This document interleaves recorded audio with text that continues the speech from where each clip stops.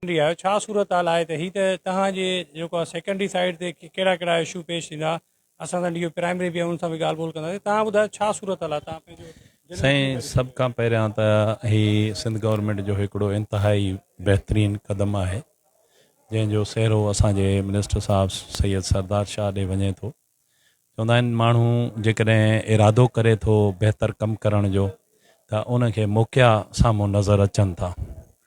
साईं जो पुख़्तो यकीन आहे। मां त सम्झां थो शायदि ॾींहं राति साईं इन ते सोचे थो त हाउ टू इम्प्रूव आवर एजुकेशन। हाणे जिते इहो चयो वेंदो हुयो त सिंध सभिनी सूबनि खां पुठिते आहे ऐं तालीम में, उते मां चवंदुसि हिन वक़्तु जेके ही इनिशिएटिव खयां वञनि था सिंध सभिनी खां अॻिते आहे। अवां ॾिठो हूंदो त असांजा जेके साइंस जा मुक़ाबला कराया वञनि पिया या मुख़्तलिफ़ प्रोग्राम्स साईं सरदार शाह जे हुकुम सां हलनि पिया, उन्हनि पाण मञायो आहे। वर्ल्ड लेवल ते असांजो ताज़ो ई हैदराबाद में जे हिकिड़े स्कूल पाण मञायो आहे।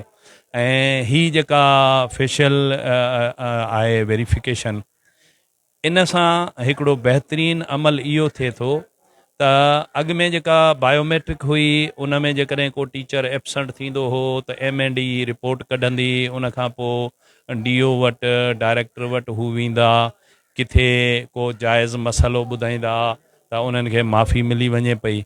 हींअर जेको इहो फेशियल आहे इहो लिंक्ड आहे असांजी अकाउंट ऑफिस सां। जेकॾहिं हिकु ॾींहं बि को टीचर न ईंदो, उनजी हाज़िरी न लॻंदी त उतां ई उनजी पघार कटिजी वेंदी। याने न DO जे इख़्तियार में आहे, न डायरेक्टर जे इख़्तियार में आहे, न कंहिं ॿिए ऑफिसर जे इख़्तियार में आहे त हू लेटर लिखे को ॿियो प्रोसेस करे। विदाउट एनी प्रोसेस जेतिरा ॾींहं उस्ताद हाज़ुर न हूंदो एतिरा ॾींहं उतां पघार कटिजी हुनजे अकाउंट में बक़ाया पघार अची वेंदी। सॼो महीनो न हूंदो उनजे अकाउंट में पघार न ईंदी। मां इशू त थींदा न त पोइ यूनियन जा अॻवान जेके उहो थींदा। सर ॾिसो, का बि यूनियन हुजे, मां सम्झां थो का बि यूनियन ईअं न चवंदी त उस्ताद ड्यूटी न करे।